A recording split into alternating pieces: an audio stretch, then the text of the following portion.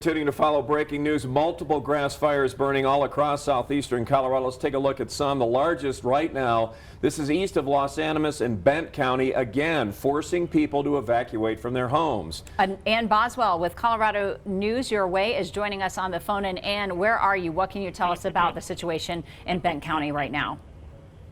Well, actually, I had gone out to the fire earlier, just east of Bent Fort, to cover that. It seemed to be under control, so came back to my house. I live on Highway 194, which is where I am now, because I'm up on a hill. And to my east and to my west, I can see both fires. Now, I'm a good 8 to 10 miles from both of them, either direction, and the smoke is just billowing up into the sky. We've had numerous emergency vehicles coming and going and coming and going. And I'm telling you, from covering news down in this area, I will tell you that I know that all these agencies have all hands on deck right now. We're really unable to get very close to the fire. I went out on Highway 50. It was closed earlier, got turned back around. I was told to go back on Highway 194, which runs parallel. But right now, travel is very problematic, and they're not advising it as well. Yeah, we've heard that that stretch between Los Animas and La Junta is closed right now because of the gusting wind, the smoke, the fire, and the threat to those areas. Have you actually spoken to anyone who's been evacuated, anyone in that immediate area, or have you just been able to view this from a distance?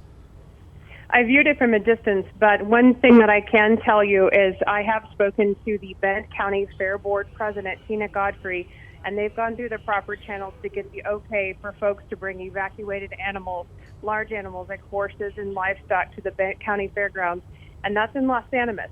So they've gone down there, they're opening up the gates, and they will be available. They're just asking, that if you have a lot, that you call the Bent County Extension agent ahead of time, let them know you're coming, and they certainly will try to get everybody the help they need to take care of their animals and their families. I know the winds have been gusting in excess of 80 miles an hour in some of those locations across southeastern Colorado today. What are the weather conditions right now?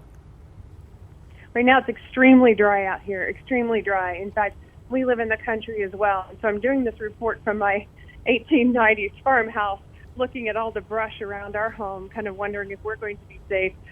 It's really, the wind is so strong that I've put all of my animals up early tonight, and everybody is just taking extreme caution.